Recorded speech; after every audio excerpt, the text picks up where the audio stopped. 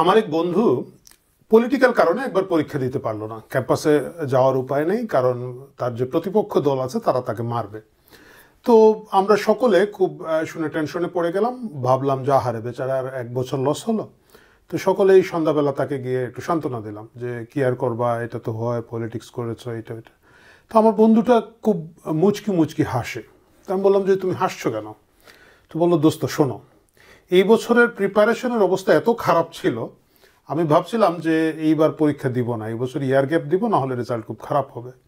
তো এখন যেটা হলো, যেহেতু ক্যাম্পাসে ঢুকতেই পারলাম না, পরীক্ষা দিতেই পারলাম না, ইজ্জতটা বাঁচলো। ইজ্জতটা বাঁচলো কারণ যদি পরীক্ষা দিতে আমার রেজাল্ট বেশি খারাপ হতো তাহলে তো সকলেই বলতো যে হারে ছাত্রটা খারাপ। এখন বলতে পারি যে পলিটিক্যাল কারণে আমাকে পরীক্ষা দিতে দেওয়া হয় না। এই যে তোমরা আসছো সকলে মিলে একটা সহমর্মিতা দেখাচ্ছ, আত্মীয় স্বজন বন্ধু বান্ধব বাইরের সবাই বলা বলি করছে যে এই ছেলেটাকে পরীক্ষা দিতে দেওয়া না দেওয়াটা ঠিক হলো না, এটাই হচ্ছে গেম। কাহিনীটা কেন আপনাদেরকে বললাম, এই একই কাহিনীর মধ্যে পড়ে গেছে এখন বাংলাদেশ আওয়ামী লীগ। বাংলাদেশ আওয়ামী লীগকে নির্বাচন করতে দেওয়া হবে না, এবং এইটা নিয়ে খুব তোড়জোড় শুরু হয়েছে গত কয়েকদিন ধরে। আপনারা যদি গত বিশেষ করে সপ্তাহখানেকের ডেভেলপমেন্ট লক্ষ্য করেন তাহলে খুব মজা পাবেন।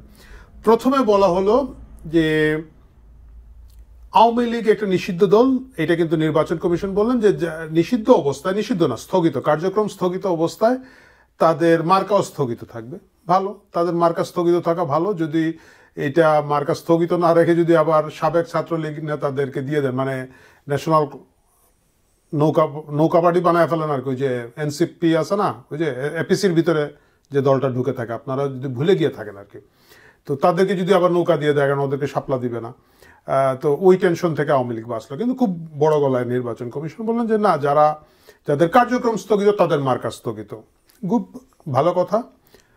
তারপরে আজকে দেখলাম, মানে এই ভিডিওটা যখন রেকর্ড করছি তখন আমাদের প্রেস সচিব মহোদয়, যিনি তার ডাস্টবিনের মুখ খুলে বললেন যে যাদের বিরুদ্ধে অভিযোগ আনা হবে, যাদের বিরুদ্ধে চার্জশিট দাখিল হবে, আমাদের আন্তর্জাতিক মানবতা বিরোধী, এখন তো কোনটা যে কি হয়ে গেছে ভাই, যাই হোক, সেই ট্রাইব্যুনালের মধ্যে যাদের বিরুদ্ধে অভিযোগপত্র দাখিল করা হবে তারাও নির্বাচনে অংশ নিতে পারবেন না, এটাও ভালো কথা। তারপরেও দেখেন বিরাট টেনশন আমাদের কিছু কিছু লোকজনের, আমাদের বিভিন্ন দলের বাছুর যারা আছে তাদের মধ্যে এক ধরনের টেনশন হচ্ছে, এবং তারা বলছে যে আপার ভোট জাপায় যাবে। আপা বলতে এখানে শেখ হাসিনার কথা বলা হচ্ছে, এবং জাপা মানে জাতীয় পার্টি, আমরা সকলে জানি। সুতরাং জাতীয় পার্টিকে নিষিদ্ধ করে দিতে হবে। আরো ভালো কথা হচ্ছে ভাই, আওয়ামী লীগ তো নির্বাচনে যাওয়া নিয়ে কোনো আলাপই করে নাই। আওয়ামী লীগ খুব সুস্পষ্ট একটা স্ট্যান্ড নিয়েছে। আমি যেটা তাদের নেতাদের কথাবার্তা থেকে বুঝলাম যে ডক্টর মোহাম্মদ ইউনূসে আদৌ নির্বাচন দিবে এটা আওয়ামী লীগ বিশ্বাস করে না। যদি নির্বাচন দেয় সেটা রিগড হবে, কারণ শুধু এটা এখানে না, কালার রেভলিউশন যেসব দেশে হয়েছে বিশ্বের সবখানে এটা রিগড হয়। পরবর্তী নির্বাচন এটা রিগড হবে, এইখানের মধ্যে অনেক ধরনের জালিয়াতি জোচ্চুরি হবে, এবং ডক্টর ইউনূসের অধীনে আওয়ামী লীগ নির্বাচনে যাবে না, সুস্পষ্ট ক্লিয়ার মেসেজ তাদের। তাহলে কেন তাদেরকে নির্বাচনে নিবেন কি নিবেন না এটা নিয়ে আপনাদের টেনশন? আওয়ামী লীগ তো হচ্ছে ওই যে আমার সেই বন্ধুর মতো, সে দেখেছে যে তার প্রিপারেশন ভালো না, সে পরীক্ষা দিতে পারবে না। কেন প্রিপারেশন ভালো না? এখন পর্যন্ত প্রায় 150 সাবেক বলতে গত সংসদ এবং গত 2-1টা সংসদের এমপি, প্রায় 120 জনের উপরে জেলের কারাগারের মধ্যে আছেন। মানে হচ্ছে 120টা আসন এখানেই শেষ। এর বাইরে আরো অসংখ্য প্রসপেক্টিভ ক্যান্ডিডেট, সাবেক এমপি, সাবেক মন্ত্রীরা দেশের বাইরে আছেন, অসংখ্য।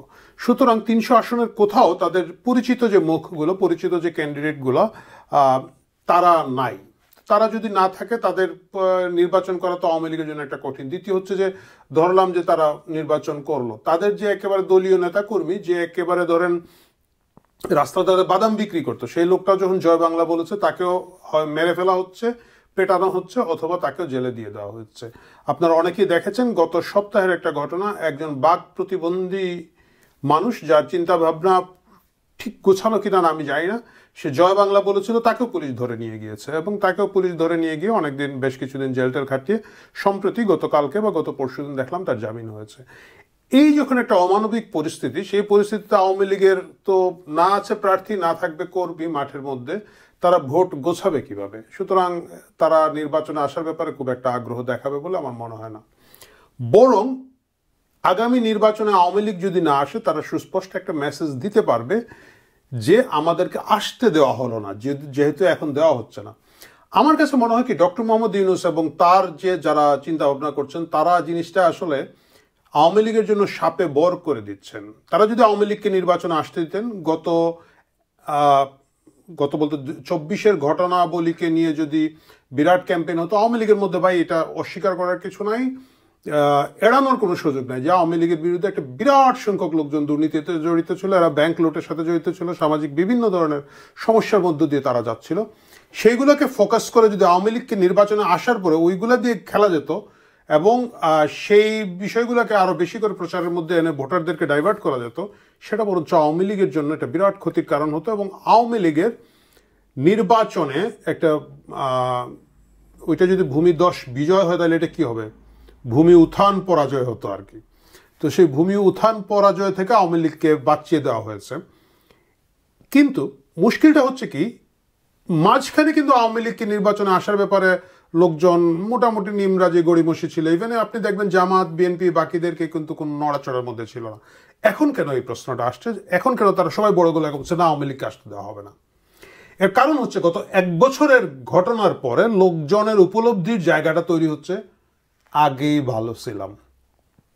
প্রিয় দর্শক, আপনারা যারা আমার এই ভিডিওটা দেখছেন তারা যদি এটা বিশ্বাস না করেন, আপনি র্যান্ডম 10 জন মানুষকে, আপনার পরিচিত 10 জন মানুষকে জিজ্ঞেস করবেন যে গত 1 বছরের ঘটনাবলী যেটা হচ্ছে, ডক্টর ইউনূস এবং তার মব সরকারের যে কার্যক্রম চলছে, একই সাথে তার সাথে যে বিভিন্ন রাজনৈতিক দল যারা ক্ষমতায় আসার সম্ভাবনা তৈরি হয়েছে, বিএনপির বিরুদ্ধে যে পরিমাণ চাঁদাবাজি সন্ত্রাসের অভিযোগ এসেছে, তারপর ধরেন জামাতে ইসলাম যেভাবে একেবারে তাদের কি বলে রাজাকার বাপদের ছবি টাঙানো বিভিন্ন অফিস আদালত বিশ্ববিদ্যালয়ের কি পয়েন্টগুলো দখল করার যে রাজনীতিটা করছে, সব কিছু মিলিয়ে মানুষের কাছে যদি প্রশ্ন করেন যে গত 1 বছরের তুলনায় আওয়ামী লীগ আগে ভালো ছিল কিনা, না, অনেকেই কিন্তু মাথা চুলকায়। আপনাদের কি বলবে, আমাকে আপনাদের বলার দরকার নেই যে আগেই হয়তো ভালো ছিলাম। এবং তাদেরকে যদি বলেন যে আবার আপনারা যদি নির্বাচনে কি করবেন, তারা যারা বিশেষ করে অনেকেই গত জুলাইতে যারা এক করে বিক্ষোভে ফেটে পড়েছিল, আওয়ামী লীগকে প্রতিহত করার জন্য নিজ নিজ অবস্থান থেকে চেষ্টা করেছিল, তারা পর্যন্ত হয়তো গাল চুলকে মাথা চুলকে বলবে যে হ্যাঁ মনে হয় আওয়ামী লীগের ভোট দিয়ে দিব। এই যখন অবস্থা, এই আশঙ্কায় এখন আওয়ামী লীগকে আটকাতে হবে এবং এই আটকানোর জন্য পরপর নির্বাচন কমিশন কথা বলছেন, আমাদের ডাস্টবিন ভাই কথা বলছেন। আপনি দেখবেন আমাদের যে জামাতের যে একটা উকিল তাজুল ভাই, আমাদের তাজুল সাহেব বলেছেন যে পরবর্তী সরকার এসে বিচার করবে কি জানি না, তাই আমরা তাড়াহুড়া করে ফেলছি। মানে একটা বিচার যে তাড়াহুড়া করে করা যায় না, মানে সেটা আপনি যতই একটা ক্লাউন বিচারও যদি করে থাকেন, সেটা যে তাড়াহুড়া করে করা যায় না এইটুক সেন্সও তাদের নাই। আপনারা যদি দেখেন 96-এ শেখ হাসিনা ক্ষমতায় আসার পরে বঙ্গবন্ধু হত্যাকারীদেরকে কিন্তু চাইলেই ধরে নিয়ে গুলি করে ফেলতে পারতেন, মানে ইমোশনের জায়গা থেকে যদি আপনি দেখেন। উনি কিন্তু 2001-এ বিএনপি নির্বাচিত হয়ে আসলো, বিএনপি জামাত নির্বাচিত হওয়ার আগের 5 বছর ক্ষমতা ছিলেন 96 থেকে, বিচার সম্পন্ন করতে পারলেন না, কারণ প্রসেস মেনটেন করে যেতে যেতে 5 বছর লাগলো। এখন তাজুল সাহেবের যে ভাব হচ্ছে যে না কোনো প্রসেস নাই, আগে বিচার করে ফেলতে হবে। যে কোনো মূল্যে তারা আওয়ামী লীগকে নির্বাচনে আসতে এখন আটকাবে, কারণ হচ্ছে তারা নিজেরা বুঝছে যদি এখন একটা 70% ফ্রি ফেয়ার ইলেকশন হয় এবং আওয়ামী লীগের মিনিমাম স্পেস দেওয়া হয়, আওয়ামী লীগ হয়তো নির্বাচন জিতে যাবে। ভয়ানক অবস্থা যে আওয়ামী লীগকে বিভিন্নভাবে চেষ্টা করে, বলতে গেলে বিভিন্ন শক্তি অ্যান্ড স্টেক হোল্ডার একসাথে মিলে 2024-এর জুলাইতে পরাজিত করলো। তারা যদি 1 বছর পরে ফিল করে যে আওয়ামী লীগের আবার লোকজন ভোট দিয়ে দিতে পারে, আমি তাদের দোষ দেই না, তারা তাদের জায়গা থেকে চেষ্টা করবে এটাকে আটকাতে। এবং এই কারণে আপনি দেখবেন বাসুররা বলছে যে আপার ভোট জাপায় পাবে। শোনেন, জাপারেও আপনি নিষিদ্ধ করে দিলেন। যদি আওয়ামী লীগ খেলতে চায় তাহলে যে মুশকিলগুলো তৈরি হবে আমি আপনাকে বলি, আপনি আপার ভোট জাপাকে দিবেন বলে আপনি জাতীয় পার্টিকে ব্যান করে দিলেন, ফাইন। তারপরে কি হবে, 14 দলের তো অনেকগুলো দল আছে, আপনি কি 14 দলকে ব্যান করে দিবেন? গুড, সেটাও করতে ফেলে পারেন আপনারা। বাংলাদেশে নিবন্ধিত রাজনৈতিক দল কয়টা আছে প্রিয় দর্শক আপনারা জানেন? প্রায় 50টি আছে, মানে 48 থেকে 52-এর মধ্যে বিভিন্ন ডাটা পাওয়া যায়। 50টার মধ্যে আপনি যদি বলেন যে ডক্টর ইউনূস সমর্থক বা এন্টি আওয়ামী লীগ খুব প্রমিনেন্ট দল যদি বলেন, 8 থেকে 10টি দল আছে এখানের মধ্যে।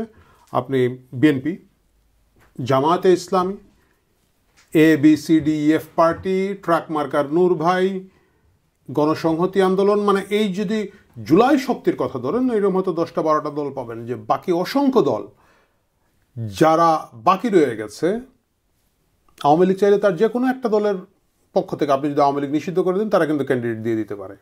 এখন আপনি বলবেন যে ওই দলগুলো রাজি হবে কেন, আমি দলের নাম বলবো না, এখানে অসংখ্য দল আছে, যে কেউ খুব খুশি মনে, কারণ ওর হয়তো একটাই আসন পাওয়ার সম্ভাবনা নাই, ও বলবে ভাই 300 আসনে তুমি প্রার্থী দিয়ে দাও। অসংখ্য দল আছে এখানে, 50টা দল, 10টাকে বাদ দিলে 40টা, আপনি না হয় আরও 10টা নিষিদ্ধ করে দেবেন, 30 পার্টিজ আর দেয়ার, 30টা দল সেখানে আছে। রাজনীতি খেলতে চাইলে, রাজনীতি করতে চাইলে সেটা করা যেতে পারে। পাকিস্তানে দেখেন ইমরান খান কি করেছিলেন, ইমরান খানের দলকে নিষিদ্ধ করে দিল আর স্বতন্ত্র প্রার্থী দাঁড় করে দিলেন। আমি জানি এটা বাংলাদেশে একটু চ্যালেঞ্জ হচ্ছে বিভিন্ন কারণে। প্রথম কারণ হচ্ছে যে আপনি 1% ভোটারের স্বাক্ষর সংগ্রহ করতে হয় যদি স্বতন্ত্র দাঁড়াতে হয় বর্তমান নিয়ম অনুযায়ী। আমি জানি না, এটা হয়তো নির্বাচন কমিশন আওয়ামী লীগকে ঠেকানোর জন্য আগামীতে 5%-এ নিয়ে চলে যাবে। 1% ভোটারের ভোট স্বাক্ষর সংগ্রহ করা এই মুহূর্তে আওয়ামী লীগের জন্য চ্যালেঞ্জ, কারণ তাদেরকে ওইটা মোবিলাইজ করার জন্য যে রাস্তায় যেতে হবে, ঘরে ঘরে যেতে হবে, সেটা করার সুযোগ আওয়ামী লীগের কর্মীদেরকে দেওয়া হবে না।